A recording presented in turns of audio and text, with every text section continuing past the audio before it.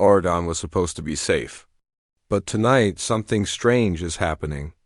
A cold wind moves through the kingdom, shadows grow longer, and a red streak cuts across the sky like a warning written in fire. Everyone can feel it. Something dangerous is coming. And it's not a villain they faced before. Auradon stands in silence, the kind of silence that makes the whole kingdom feel like it's holding its breath. The sky above the castle is dark and heavy, as if it remembers every battle that was ever fought here. Golden banners flutter weakly, and for the first time in years, the crown at the top of the tower doesn't shine. It looks tired. Almost cracked. Soft footsteps echo down the empty halls. These halls once carried laughter, plans for the future, hope for a new era. Now every sound feels like a warning. Across the walls, old portraits of heroes and villains blur together in the low light, reminding Auradon of a truth it tries to forget: peace never lasts forever. Sudden a splash of red paint streaks across a white stone walkway. It drips slowly, almost like blood, but no one saw who left it there. No guards, no cameras, as if the red mark appeared out of thin air. Another splash follows, then another. A trail forming a path that leads deeper into the kingdom. In the distance, shadows shift. A figure stands at the edge of the courtyard, hidden behind the broken glow of a lantern. We never see the face, only the outline. The air around them bends slightly, as if reality is struggling to hold its shape. Whispered voices drift on the wind past: villain laughter, old threats, forgotten fears. The peace Auradon fought so hard for is starting to crack. Something is returning. Something powerful. Something angry. And the first sign of its arrival is painted in red. A soft rumble shakes the ground beneath Auradon, so gentle at first that no one notices. But then the air turns colder, sharper, like a storm is forming even though the sky is clear.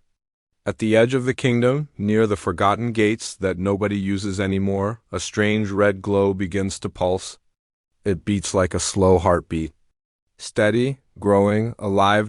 In the middle of that glow, a shape steps forward, calm, careful, unhurried. We don't see a face. Only the long shadow of a girl whose presence bends the light around her. A red cloak drags across the stones, leaving a streak of bright color behind. Her boots crush broken chess pieces scattered on the ground, as if something or someone has destroyed a game that should never have been played. She stops beside a single red card lying in the dust. A heart, a symbol, a warning. Her hand, pale and steady, picks it up. She turns it once, and the red glow around her flares like fire. The card is not just a card, it's a message from the past, from Wonderland. From a queen who was never forgiven and never forgotten. A faint whisper rides on the wind, swirling around her. She wasn't invited, but she's coming anyway. The words don't sound like a threat. They sound like a promise. Behind her, the air tears open like paper. A crackling portal reveals flashes of Wonderland crooked trees, floating crowns, red roses dripping paint. The world on the other side twists and twists again, like reality itself is dizzy. She steps through the broken light of the portal into Auradon without fear. This place means nothing to her yet, but soon it will. Her motive is simple. Auradon erased Wonderland's past. Now she plans to rewrite its future. With every step she takes, the red glow spreads farther across the ground, creeping toward the kingdom as if it's hungry. The air feels heavier. The shadows stretch deeper. And somewhere inside the castle, alarms begin to ring, not because they've seen her, but because the magic around Auradon senses her. Red has arrived. And she didn't come for peace. The moment Red steps deeper into Auradon, the kingdom reacts like a living thing struck by fear. Lanterns flicker without wind. Windows rattle. The air grows heavier, as if magic itself is trying to warn everyone of what has entered their world. In the town square, a single Auradon banner swings slowly, then suddenly turns dark. A red heart symbol spreads across it, glowing like fresh paint, dripping down the fabric until the gold beneath is completely swallowed. Far from the square, guards rush down empty hallways, confused and alarmed. They don't know what is happening, they only feel it. A buzzing, a pressure, a pulse moving through the castle walls. Their footsteps echo in the distance, overlapping with a deeper sound. A rhythmic thump like a giant heartbeat shaking the ground. In the shadows behind them, the silhouettes of Wonderland rebels begin to appear. No faces, only outlines, sharp, bold, and moving with perfect unity. Their armor glints red as if colored by firelight. They carry no torches, yet their path is lit. With each step they take, the glow beneath their feet spreads like spilled ink. A powerful crash breaks through the night. A fountain in the center of Auradon bursts upward, its water turning a shimmering red as it falls back to the ground. The people watching can only stare, too shocked to speak. Something invisible is pushing against the barrier between worlds, trying to break through. High above the chaos, magic explodes in short flashes, revealing two shapes facing each other on a rooftop. One is Mao's silhouette, strong, steady, wings stretching in and out of view. The other is red, smaller, but burning with wild, twisting power. For a moment they stand still, their colors mixing like storm clouds before lightning. The whispers return. Louder now, layered with dozens of voices. "Paint it red!" The chant rises, echoing through every alley and tower like a marching drum. A gust of wind sends a swirl of red petals flying across the kingdom, coating doorways, streets, and statues. Each petal glows before fading to ash, marking Auradon piece by piece. This is not a battle. This is a takeover. And it has only just begun. A deep, trembling silence spreads across Auradon, one so heavy it feels like the world has stopped breathing.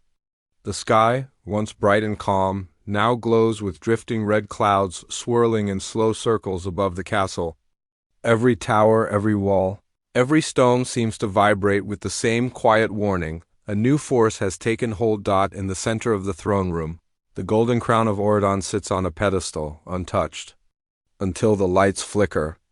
A small tremor shakes the room and the crown tilts, sliding off its stand.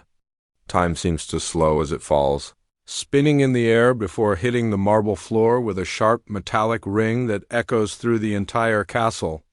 That single sound feels like a door slamming shut on everything Auradon used to be. Red footsteps approach the fallen crown. We don't see who walks toward it, not clearly. Only a silhouette surrounded by a soft, glowing outline.